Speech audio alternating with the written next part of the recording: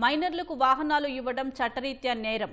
పిల్లలకు వాహనాలు ఇచ్చే విషయంలో తల్లిదండ్రులు జాగ్రత్తగా వహించాలి. రోడ్డు భద్రతా వారోత్సవాలు, మరో అవగాహన కార్యక్రమాల్లో పోలీసులు, అధికారులు లేదా ట్రాఫిక్ పోలీసులు ఈ సూచనలు చేయడం సర్వసాధారణం.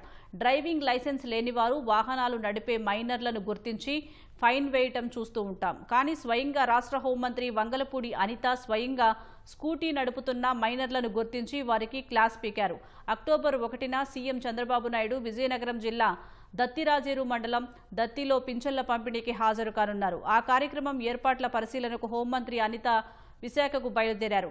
మార్గం మధ్యలో విజయనగరం జిల్లా డెంకాడ మండలం చింతలవలస వద్ద జాతీయ రహదారిపై వేగంగా స్కూటీ నడుపుతూ వెళ్తున్న ఇద్దరు మైనర్ బాలురిని హోంమంత్రి గమనించారు.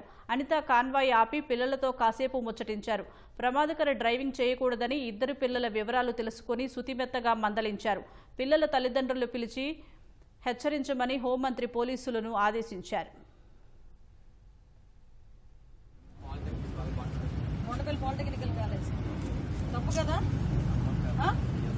యాక్సిడెంట్ ఏదైనా అయితే పరిస్థితి ఏంట్రా మీకు? వీడికి నిండా 16 సంవత్సరాలు లేవు. వీడు బండి వేసుకొని ఫిల్ట్లు కొడుతున్నాడు రోడ్ల మీద. మళ్ళీ ఆ నెలకథలు వేసుకొని కూర్చొని 16 సంవత్సరాలకి బండి ఎక్కి క్యాన్వై ముందు ఫిల్ట్లు వేస్తున్నావు కదా. నా క్యాన్వై ముందు ఫిల్ట్లు వేసాను చెప్పండి సార్. ఇద్దరు పిల్లలు మగ పిల్లలు 16 సంవత్సరాలు. ఎందుకంత వయసు 14 years బండి తీసుకెళ్ళి వాళ్ళ ఫాదర్ని తీసుకొచ్చి